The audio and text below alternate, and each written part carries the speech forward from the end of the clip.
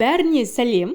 Бүгін үйдегілерге әдемілеп тұрып қуырдақ жасап берейін десем, газым жанбай қалды. Ары ойландым, бері ойландым, печкаға жасайын деп шештім. Алдымен қамыр илеп аламыз. Су, жұмыртқаның ағы, сары май, тұз, оның барлығын салып жұмсақ қамыр илейміз. Қамырды бірнеше бөліктерге бөліп, біраз демалтып аламыз. Салмасын дайындаймыз. Пісіп тұрған етімізді, үстіне пиязды, картошканы, тұзды, бұрыш барлығын салып жақсылап араластырамыз. Демалып тұрған қамырымызды орташа қалыңдықта жайып алатын боламыз. Осындай кесеге салып, ішіне салмамызды салып, барлығын түйетін боламыз. Негізінде бұл самса ғой, көпшілік жасап жатты ғой.